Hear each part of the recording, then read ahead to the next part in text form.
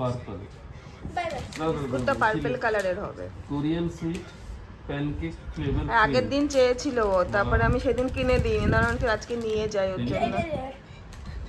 Wow, এই দেখতে অল্প ভাবি তোমাকে দিয়েছে পার্পল একটা বিস্কুট, পার্পল। পুরো বিস্কুট তার মধ্যে একটা তোমাকে দিয়েছে। আমি সর্বাণী, মুম্বাই থেকে আমার নতুন একটা ব্লগে আপনাদের স্বাগত জানাচ্ছি। আজকে সকালে রান্না করব কুন্দ্রি আলু ভাজা আর মাছের একটা কষা কষা তরকারি। তার সঙ্গে সঙ্গে আপনাদের সাথে গল্প করব। আমি মুম্বাইতে এসেছি, আগে কখনো আসিনি, এই প্রথমবার এই রাজ্যে এসেছি আমি। বরের চাকরি সূত্রে এসেছি। আপনজন বলতে যারা আছে তারা সবাই কলকাতাতেই আছে, ওয়েস্ট বেঙ্গলে। আমিও ওখানেই থাকতাম, এই প্রথমবার মুম্বাইতে এসেছি। আসলে অন্য রাজ্যে তো শহরটাই পুরো অচেনা লাগে। আপনজন বলতে এখানে সেরকম কেউ নেই, ওই বরের 2-4 জন কলিগ। এই যে একটু হলুদটা বেশি পড়ে গেছে আপনাদের সাথে কথা বলতে বলতে। আর কুঁদরিগুলোকে আজকে ছোটো ছোটো করে কেটেছি, যাই হোক পড়ে গেছে, এইভাবেই খাবো আজকে। ওই মানে যা বলছিলাম, শহরটা বড় অচেনা, এখানে আপনজন বলতে সেরকম তো কেউ নেই, তার মধ্যে বড় একা লাগে, পুরো শহরটাই অচেনা। যাই হোক চিনবো, আবার ওই চিনতে চিনতে না আবার যাওয়ার টাইম চলে আসে। রাতের রান্না করার জন্য এসেছি আসলে। বিকালবেলায় বাজারে গেছি, বাজারে গিয়ে তো আসতে একটু দেরি হয়ে গেছে। তারপর এখন বাজে 7:30, 7:30টার সময়। এখন প্রথমে ভেবেছি যে রুই মাছ বের করিস, তারপর দেখছি যে রুই মাছ বের করিনি। এত বড় সাইজের একটা আর মাছ, তার থেকে ওই 2 কিলো মতো মাছ নিয়ে এসেছিল। আর এখানে মুম্বাইতে না মাছের দামটা খুব বেশি, মানে আমাদের ওয়েস্ট বেঙ্গলে যা দাম তার ডাবল দাম এখানে। প্রত্যেকটা মাছের ডাবল দাম না, কিছু করার নেই, এখন এইরকমই খেতে হবে। তাই ওইটার জন্য তাই ভাবলাম যে কীভাবে কী করবো। তাই যে মশলা করে নিয়েছি, মশলা দিয়ে কষা কষা করে করবো, আর মাছের দিয়ে বড়া করবো। দেখি কতটা কী হলো, চলো দেখি। আর মাছ না খুব ফুটে ফুটে গায়ে আসে, তাই জন্য একটু ঢেকে দিয়েছিলাম। আর এই চিমটাটাও নতুন কিনে নিয়ে এসছে এই মাছ উল্টানোর জন্য। এত ভয় লাগে মাছ ভাজতে গেলে না, আমার খুব ভয় লাগে। আর ওই মাছের তেলের মধ্যে না আমি হলুদ দিই, মাছ দিয়ে পরে নুন দিয়ে পরে আমি হলুদ মানে মাছের সাথে মাখাই না আর কি, একটা একটা করে তেলের মধ্যেই সব করে, হাতে মাখাই না। আর মাছে না একটা ফোটে, খুব ফোটে, দেখবে তেলের মধ্যে দিলে না ফুটে ফুটে আসে। তাই দেখো চারিদিকে তেল তেল হয়ে গেছে আমার। এই একটা একটা করে মাছ এখন কড়া করে ভেজে নিয়েছি, একটা একটা করে মাছ তুলে নেব। তুলে নিয়ে তার মধ্যে একটু তেজপাতা, একটু ধনে, ওই জিরে ফোড়ন দিয়ে, ধনের গুঁড়ো বলতে গেছিলাম, ফোড়ন দিয়ে তারপরে কষা কষা করে রান্না করব।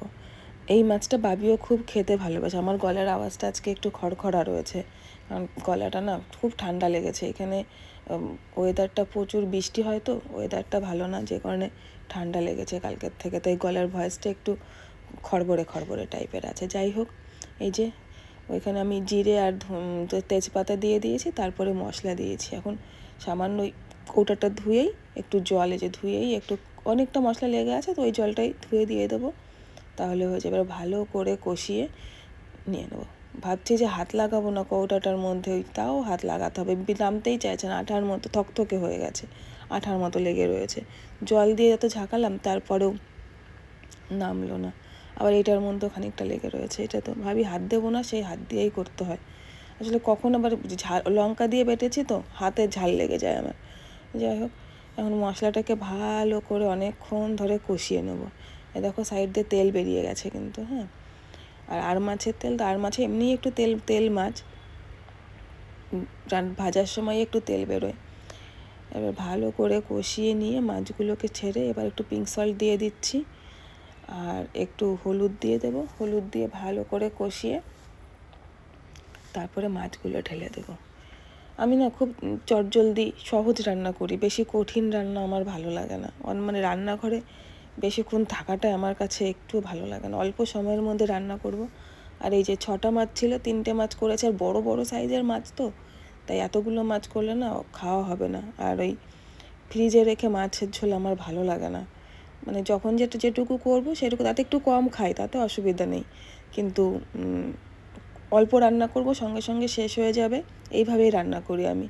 যার জন্য দেখো আমার কড়াইটাও কত ছোট্ট কড়াইতে ওই দুজনের জন্যই রান্না করি। আর বাপি তো তার থেকে একটুখানি নিয়ে খায়, বাচ্চা তো অত খেতেও পারে না, সামান্যই খায়, অল্প খায়, ওই আমাদের হয়ে যায়, 3 জনের হয়ে যায়, ছোট সংসার, রান্নাবাটি খেলার মতো হয়ে যায়। আর ওই মাছগুলোকে ফ্রিজে রেখে দিয়েছি, কাল বাদে পরশু দিন আবার করব। কারণ কি কালকে আবার অন্য মাছ করব রান্না। আর এখানে তোমার এই একসাথেই মাছটা আমরা কিনে নিয়ে আসি। কলকাতাতে যখনকার যেটা তখন সেটা গিয়ে বাজারগুলো সামনে থাকতো, নিজের পছন্দ মতো যখন যেটা খাবো এনে রাখতাম, সকালে বাজার বসতো, বিকালে বাজার বসতো। এখানে ওই সবের কোনো সুযোগ নেই। সেই শনি রবিবার ওই দিন কলকাতা থেকে মাছ আসবে, এই মিষ্টি জলের মাছগুলো, সামুদ্রিক মাছগুলো পাওয়া যায় ভালো এখানে, কিন্তু মিষ্টি জলের মাছগুলো কলকাতা থেকে আসে। তো ওই শুক্রবার রাতে আসে, শনিবার রবিবারই আনতে হয়, তো তখনই একটু বেশি করে নিয়ে এসে ফ্রিজে ভাগ করে ওই তোমার 3 টুকরো 4 টুকরো এরকম ভাগ করে পলিথিনের প্যাকেটের মধ্যে করে রেখে দিই। আমার মার কাছ থেকে শেখা এটা, আমার মা ওরকম, মা তো বেশি বাজারে যেতে পারতো না, ওই যখন হাটবার হতো আমাদের ওখানে সেই সময়গুলোতেই মা যেত, মানে হাট হতো, তখন ওই মাছ নিয়ে আসতো, প্যাকেটে করে রেখে যেত। তখন বলতো যা জানিস তো এরকম বক্সে করে রাখবি, যখন যেটা খাবি বের করে নিবি। তো আমিও সেই টিপসটাই ফলো করি মার, আমি ওরকম প্যাকেট করে আলাদা করে রেখে দিই, তারপরে যখন যেটুকু খাই সেটুকু বের করে নিই। জল দিয়ে দিয়েছি, আর এখন একটু ভালো করে ফোটাবো। মাছটা যতই ভাজি ভেতর অবধি তো আর ভাজা হয় না, ভেতর অবধি একটু ভালো করে না ফোটালে হবে না।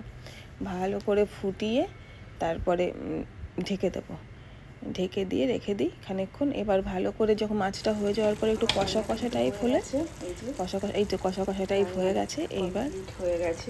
সামান্য একটু পরে আমি একটু ভাজা জিরের মশলা দিয়েছিলাম, মানে ওই আমারই মশলা করা ভাজা জিরের মশলা একটু দিয়ে, তারপরে না গরম মশলা দেবো না, গরম মশলা না ভালো লাগে না সবসময়। একটু জিরে, অল্প করে জিরে কড়াইয়ের মধ্যে ভেজে, আমার ছোট একটা কড়াই আছে, ওর মধ্যে একটু ভেজে নিই, ভেজে ছোটো শিলনোড়া আছে একটা, তার মধ্যে একটু বেটে তখন এর উপর দিয়ে একটু ছড়িয়ে দিই, তখন আর গরম মশলার প্রয়োজন হয় না, এতেই খুব দুর্দান্ত স্বাদ হয়।